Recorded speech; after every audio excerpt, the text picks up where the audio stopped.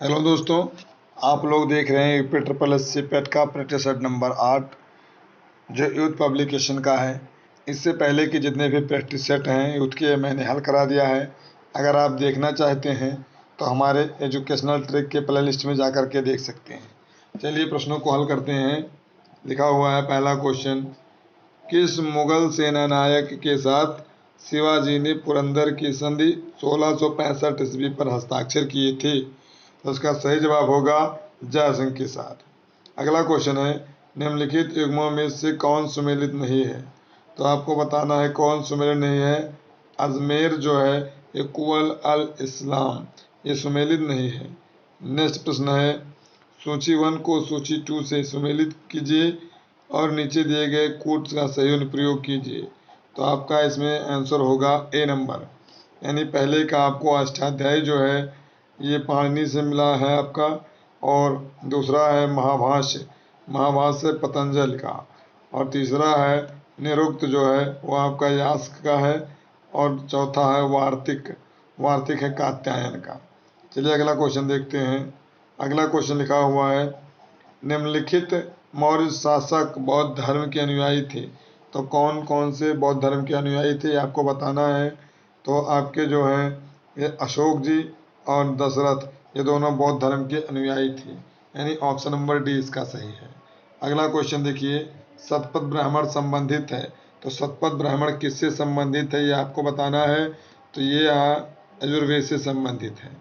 Next प्रश्न है, civil सेवा के लिए प्रतिस्पर्धी परीक्षा की व्यवस्था सिद्धांत रूप में निम्नलिखित वर्ष में स्वीकार की गई थी? तो किस वर्ष में स्वीकार की गई थी? ये 1853 में स्वीकार किया गया था। नेक्स्ट प्रश्न है,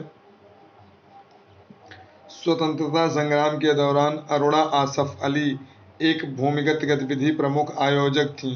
तो ये किसके संबंधित थे आपको बताना है। ये भारत छोड़ो आंदोलन से संबंधित थी। अगला है, सुभाष चंद्र बोस ने स्वतंत्र भारत की सरकार का उद्घाटन कहाँ पर किया था? तो इसका सही जवाब होगा सिंगापुर में किया था। नेक्स्ट प्रश्न है, निम्नलिखित में से कौन सा जोड़ा सही नहीं है? आपको बताना है कौन सा जोड़ा सही नहीं है। इसमें बी जो है सूरसेन चटगांव केस, ये नहीं सुमेलित है, बाकी ये तीनों सही है आपका। भगत सिंह का जो काकोरी षड्यंत्र केस है ये भी सही है। चंद्रशेखर आजाद का दिल्ली बम कांड ये सही है। राम प्रसाद बिस्मिल का द्वितीय लाहौर षड्यंत्र के रूप में, ये भी सही है। अगला क्वेश्चन देखते हैं, भारतीय प्रेस की स्वतंत्रता का प्रणेता किसे कहा जाता है? तो इसका सही जवाब होगा बी नंबर, चार्ल्स मेडकॉफ को कहा जाता है। अगला प्रश्न है, संयुक्त राज्य अमेरिका यानी यूएसए के दक्षिणी कैलिफोर्निया में मातृ घाटी उदाहरण है। मातृ घाटी किसकी उदाहरण है? यह है आपका रिफ्ट घाटी का। अगला क्वेश्चन है, फ्रांस तथा स्पेन के बीच सीमा बनाने वाला पर्वत है, तो कौन सा पर्वत है? इसका सही जवाब होगा डी नंबर, यानी पेरिनीज। अगला क्वेश्चन देखिए कौन सा है। अगला क्वेश्चन लिखा हुआ है, निम्नलिखित देशों में से किसके पास विश्व का सर्वाधिक बॉक्साइट का संचित भंडार है? तो ये आपको बताना है किसके पास में है ज़्यादा भंडार। डी नंबर, ऑस्ट्रेलिया के पास में है। अगला क्वेश्चन, निम्नलिखित में से किस नदी के तट पर बद्रीनाथ का प्रसिद्ध मंदिर स्थित है? तो बद्रीनाथ का प्रसिद्ध मंदिर कहाँ पर है? ये अलकनंदा के तट पर है, यानी ऑप्शन नंबर ए सही है। नेक्स्ट क्वेश्चन है, उरुग्वे दौर किससे संबंधित है? तो उरुग्वे जो है ये आपका ए नंबर, यानी WTO से संबंधित है। अगला क्वेश्चन देखते हैं, 2011 जनगणना के अनुसार निम्न में से किस राज्य में जनसंख्या में कमी आई है? तो आपको बताना है किस राज्य में कमी आई है। सही जवाब इसका होगा नागालैंड में कमी आई है। अगला प्रश्न देखते हैं, निम्न में से कौन मध्याह्न भोजन योजना का प्रारंभ एवं व्यवस्थित नहीं करता है? तो इसका सही जवाब होगा ठेकेदार। कौन सा इसका आंसर होगा? ठेकेदार इसे व्यवस्थित नहीं करता है। अगला क्वेश्चन है, निम्नलिखित में से कौन एक रबी फसल है? तो रबी फसल जो आपकी है क्या है? सरसों एक रबी फसल है। अगला क्वेश्चन, भारतीय रुपये का वाह मूल्य हाल ही में अवमूल्यन किया गया है, ये किस सन में किया गया है? तो इसका सही जवाब होगा ए नंबर, यानी जुलाई 1991 ईस्वी में। नेक्स्ट क्वेश्चन है, आयात एवं निर्यात पर लगाए जाने वाले कर को किस नाम से जाना जाता है? तो आयात और निर्यात को ये सीमा कर के रूप में जाना जाता है। अगला क्वेश्चन है, संविधान की 11वीं अनुसूची के अनुसार पंचायत के क्षेत्राधिकार में कुल कितने विषयों को रखा गया है? इसका सही जवाब होगा सी नंबर, यानी 29 विषयों को रखा गया है। नेक्स्ट प्रश्न है, भारतीय संविधान तदर्थ न्यायाधीशों की नियुक्ति की व्यवस्था करता है, तो कौन करता है? आपका सही जवाब होगा ये सर्वोच्च न्यायालय में होता है। नेक्स्ट क्वेश्चन है, केंद्र राज्य संबंध पर डॉक्टर पीवी राजमन्नर समिति गठित की गई थी, तो ये कहाँ पर की गई थी गठित? आपका सही जवाब होगा तमिलनाडु द्वारा। नेक्स्ट प्रश्न है, सामान्य कार्य के लिए समान वेतन, यानी समान कार्य के लिए समान वेतन भारत के संविधान में सुनिश्चित किया गया है, यह एक है, तो क्या है? आपका सही जवाब होगा ये बी नंबर, राज्य के नीति निर्देशक सिद्धांत का एक अंग है। अगला क्वेश्चन है, भारतीय संविधान का कौन सा अनुच्छेद भारत की विदेश नीति से संबंधित है? इसका सही जवाब होगा डी नंबर, यानी अनुच्छेद 51। अगला क्वेश्चन है, निम्नलिखित में से कौन सा बर्ड फ्लू विषाणु है? तो बर्ड फ्लू विषाणु कौन सा है? यह है डी नंबर, H5N1। नेक्स्ट प्रश्न है आपका, हृदय की धड़कन को नियंत्रित करने के लिए आवश्यक खनिज है, तो कौन सा खनिज ज़्यादा आवश्यक है? तो इसका सही जवाब होगा आपका सी नंबर, पोटेशियम। अगला प्रश्न देखते हैं, निम्नलिखित में से मुख्यतः किसके लिए सीटेन संख्या गुणवत्ता प्राचल के रूप में प्रयुक्त होती है? तो यह आपको बताना है कौन सा, इसका सही जवाब होगा सी नंबर, डीजल। नेक्स्ट प्रश्न है आपका, निम्नलिखित में से कौन सा रसायन कृत्रिम वर्षा में प्रयोग होता है? तो इसका सही जवाब होगा, सही जवाब आपको बताना है ए नंबर सही है, यानी सिल्वर आयोडाइड। नेक्स्ट क्वेश्चन है, रेडियो तरंग के विक्षेपण के लिए वायुमंडल के निम्नलिखित स्तरों में से कौन सा स्तर उत्तरदायी है? तो इसका सही जवाब जो है वो आयन मंडल यानी आयनोस्फीयर है। चलिए मैथ के प्रश्नों को स्किप करते हैं और हिंदी के प्रश्न आते हैं, इनको हल करते हैं। लिखा हुआ है, हिंदी गद्य का सर्वप्रथम युग किसे माना जाता है? तो कौन से युग को सर्वप्रथम हिंदी का युग कहा जाता है? इसका सही जवाब आपका है ए नंबर, यानी भारतीय युग को। दूसरा क्वेश्चन है, एक करेला, फिर इसमें भरना लोकोक्ति में दूजा नीम चढ़ा लोकोक्ति का पूर्ण करता है, यानी इसमें लिखा है एक करेला, फिर आपको भरना है लोकोक्ति को पूर्ण करे, कौन करेगा? दूजा नीम चढ़ा, यानी 37 का आपका कौन सा आंसर सही होगा? D number. अगला क्वेश्चन है, सदैव शब्द में संधि है, तो सदैव में कौन सी संधि आपको बताना है? सदैव में आपका वृद्धि संधि है। अगला क्वेश्चन है, मैंने अपना हस्ताक्षर कर दिया, इस त्रुटि युक्त वाक्य के लिए निम्नलिखित में से शुद्ध वाक्य पहचानिए। इसका सही जवाब है डी नंबर, मैंने हस्ताक्षर कर दिए। अगला क्वेश्चन है, विलोम शब्द को अनुचित जोड़े को पहचानिए, यानी विलोम शब्दों के अनुचित कोई जोड़ा है उसको आपको पहचानना है, कौन सा उचित नहीं है। इसमें सी नंबर जो शिष्ट है वो प्रशिष्ट लिखा है, अनुचित जोड़ा है। बाकी लक्ष्य का अभिलक्ष्य होता है, शेष का अशेष, शीर्ष का तल, ये सही है, लेकिन सी नंबर गलत है, अनुचित जोड़ा है, यानी ऑप्शन नंबर आपका सी सही है। चलिए नेक्स्ट क्वेश्चन देखते हैं जो जीके से संबंधित है, उसी को हल करेंगे इस वीडियो में। देखिए क्वेश्चन है, भारत का पहला राष्ट्रीय खेल विश्वविद्यालय, फिर से सुनिए, भारत का पहला राष्ट्रीय खेल विश्वविद्यालय किस राज्य में स्थापित किया गया है? तो इसका सही जवाब होगा डी नंबर, मणिपुर में। अगला क्वेश्चन है, विश्व वानिकी दिवस मनाया जाता है, तो विश्व वानिकी दिवस कब मनाया जाता है? 21 मार्च को। अगला है, ग्लोबल फुटप्रिंट नेटवर्क की स्थापना किस वर्ष हुई थी? तो ग्लोबल फुटप्रिंट नेटवर्क की स्थापना 2003 में हुई थी। अगला क्वेश्चन है, भद्रा वन्यजीव अभ्यारण्य किस राज्य में स्थित है? तो बताना है आपको, यह है कर्नाटक राज्य में स्थित है। अगला क्वेश्चन चलिए देखते हैं, अंतर्राष्ट्रीय न्यायालय का मुख्यालय कहाँ है? तो अंतर्राष्ट्रीय न्यायालय का मुख्यालय कहाँ है यह आपको बताना है, 55 नंबर में, सी नंबर, द हेग है। नेक्स्ट क्वेश्चन देखते हैं, चलिए अगले प्रश्नों को देखते हैं। अबू धाबी किसकी राजधानी है?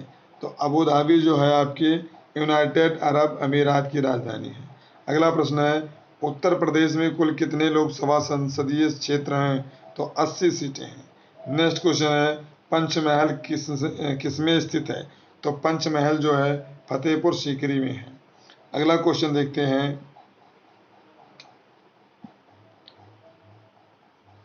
मई 2022 में प्रधानमंत्री नरेंद्र मोदी ने कहाँ भारत अंतर्राष्ट्रीय बौद्ध संस्कृति और विरासत केंद्र का शिलान्यास किया है?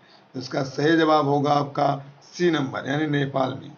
अगला क्वेश्चन है, मई 2022 में फोर्ब्स द्वारा जारी दुनिया के 10 शीर्ष भुगतान पाने वाले एथलीटों की सूची में प्रथम स्थान किसे प्राप्त हुआ है?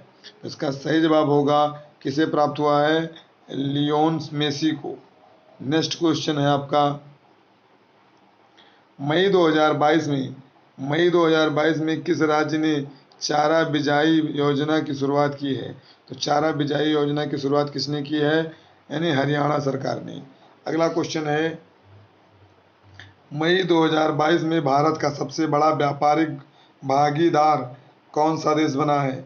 इसका सही जवाब है ए नंबर, यानी अमेरिका बना है।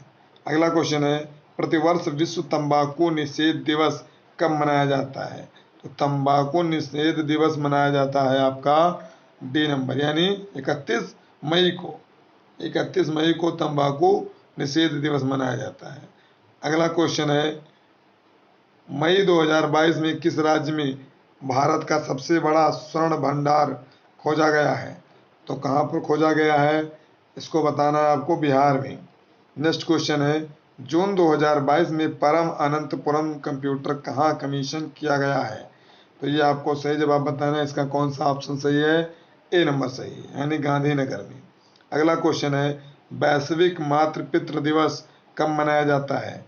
तो इसको बताना है, सही जवाब होगा 1 जून को मनाया जाता है। अगला क्वेश्चन है, भारतीय मूल के प्रसिद्ध लेखक सलमान रुश्दी को किस देश का प्रतिष्ठित पुरस्कार प्रदान किया गया है? तो आपको बताना है, इसका ऑप्शन कौन सा सही है? ए नंबर, ब्रिटेन में। अगला क्वेश्चन है, जून 2022 में भजन सोपारी का निधन हो गया है, वह संगीत के किस वाद्य यंत्र से संबंधित हैं? तो आपका जवाब होगा इसमें संतूर वाद्य यंत्र से। अगला क्वेश्चन है, जून 2022 में जारी पर्यावरण निष्पादन सूचकांक में भारत का स्थान कितना है? तो इसका सही जवाब है डी नंबर, 180वां स्थान है। अगला क्वेश्चन है, जून 2022 में अंतर्राष्ट्रीय मैचों में सर्वाधिक रन बनाने वाली किस महिला क्रिकेटर ने संन्यास लिया है? तो आपको बताना है कौन सी महिला क्रिकेटर थी जिन्होंने संन्यास ले लिया है? मिताली राज ने, यानी ऑप्शन नंबर बी है। चलिए अगला प्रश्न देखते हैं, जो गद्यांश है उसको पढ़ेंगे, उसके बाद में इसका आंसर हम लोग देंगे। लिखा हुआ है, गद्यांश को पढ़ लीजिए। पारखी डॉक्टर बोंगल ने यूं ही चंबा को अचंबा नहीं कह डाला था, और इसमें सैलानी भी इस नगरी में यूं ही नहीं खिंचे चले आते। चंबा की वादियों में ऐसा कोई सम्मोहन जरूर है जो सैलानियों को मंत्रमुग्ध कर देता है, और वह बार बार यहाँ दस्तक देने चले आते हैं। जहाँ मंदिर में उठती स्वर लहरियाँ परिवेश को आध्यात्मिक बनाती हैं, वहीं रावी नदी की मस्त रावानगी और पहाड़ों से आते शीतल हवा के झोंके से सैलानियों को ताजगी का एहसास कराते हैं। चंबा का इतिहास, कला, धर्म और पर्यटन का मनोहारी मेल है, और चंबा के लोग अलमस्त फक्कड़ तबीयत के चंबा की पहाड़ियों को ज्यों-ज्यों हम पार करते हैं, आश्चर्यों के कई वर्ग सामने खुलते चले जाते हैं। प्रकृति अपने दिव्य सौंदर्य की झलक दिखलाती है। चंबा के सौंदर्य को आत्मसात करने के बाद ही डॉक्टर बोंगल ने इसे अचंबा कहा होगा। चंबा का यह सौभाग्य रहा कि उसे एक से एक बड़ा कला प्रिय, धार्मिक और जनसेवक राजा मिला। इन राजाओं के काल में न सिर्फ यहाँ की लोक कलाएं फली फूली, अपितु इनकी ख्याति चंबा की सीमाओं को पार करके पूरे भारत में फैली। इन कला प्रिय नरेशों में राजश्री सिंह 1844, राजा राम सिंह 1873 व राजा भूरी सिंह 1904 के नाम विशेष रूप से उल्लेखनीय हैं। वस्तुकला हो या भित्ति चित्रकला, मूर्तिकला हो या काष्ठकला, जितना प्रोत्साहन इन्हें चंबा में मिला शायद ही अन्यत्र कहीं मिला हो। चंबा की कलम शैली ने खास अपनी पहचान बनाई।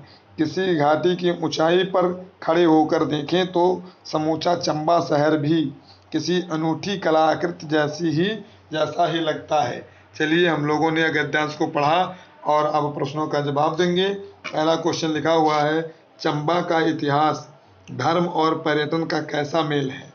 तो आपको बताना है ये मन को हरने वाला है। अगला क्वेश्चन, डॉक्टर बोंगल ने चंबा को अचंबा कब कहा? तो ये आपको बताना है। इसका आंसर होगा अनुभव के बाद बताया इन्होंने। चंबा को सौभाग्यशाली क्यों कहा गया? तो चंबा को सौभाग्यशाली राजा के कारण कहा गया। अगला है, चंबा की किस शैली ने अपनी पहचान बनाई है? तो इसका सही जवाब होगा यानी कलम शैली। अगला प्रश्न है, वशीकृत शब्द का समानार्थी शब्द अनुच्छेद में से पहचानना है। तो ये मंत्रमुग्ध जो है ये वशीकृत का एक समानार्थी शब्द है। चलिए, अगला पैराग्राफ हम लोग पढ़ेंगे।